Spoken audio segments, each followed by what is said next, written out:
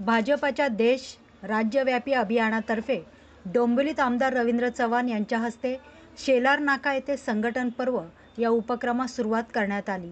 यावेळी आमदार रवींद्र चव्हाण यांनी मुख्यमंत्री देवेंद्र फडणवीस यांनी घराघरात जाऊन प्राथमिक सदस्य अभियानाची सुरुवात करा असे आवाहन केले आहे। या पार्श्वभूमीवर या अभियानाची सुरुवात करण्यात आली।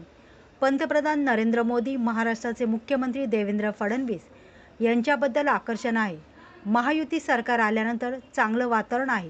तरुण तरुणींचे जास्तीत जास्त सदस्य नोंदणी करण्यासाठी भाजप युवा मोर्चातर्फे 7 ते 10 तारखेपर्यंत महाविद्यालयाच्या बाहेर कॅम्प लावण्यात येणार आहे।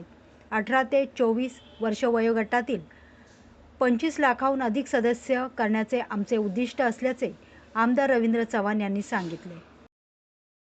खरं तर आज प्राथमिक सदस्यता हे अभियान अतिशय चांगल्या पद्धतीने 1 तारखेपासून 20 तारखेपर्यंत जे करायचं आहे त्याची आज 5 तारखेला देवेंद्रजींनी असं सगळ्यांना आव्हान केलं होतं, विनंती केली होती की सर्व कार्यकर्त्यांनी एकच दिवशी रविवार जो सुट्टीचा दिवस आहे घराघरात जा आणि प्राथमिक सदस्य करा।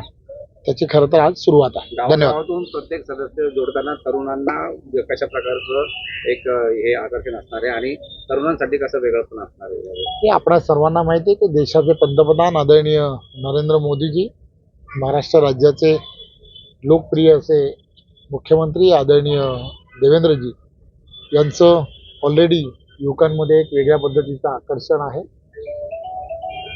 त्यामुळे त्यांच्यामध्ये आपल्याला माहीत आहे की महायुतीचं सरकार महाराष्ट्रात आल्यानंतर एक चांगलं वातावरण हे संपूर्ण महाराष्ट्रामध्ये आहे। वेगवेगळ्या योजना या युवकांसाठी उपलब्ध व्हाव्यात यासाठी ते नेहमीच प्रयत्नशील असतात। त्यामुळे मला खात्री आहे की युवकांमध्ये भारतीय जनता पार्टीचे युवा मोर्चाचे सर्व कार्यकर्ते हे सर्व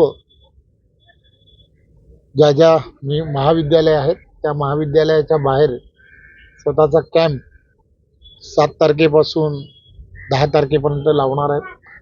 त्यामुळे युवकांमध्ये सुद्धा एक चांगलं वातावरण आहे आणि त्यांनी सुद्धा असं टार्गेट ठेवलेलं आहे की 25 लाखापेक्षा जास्त प्राथमिक सदस्य 18 ते 24 या वयोगटामधले करावेत आणि त्या दृष्टिकोनातून त्यांचंही नियोजन आहे।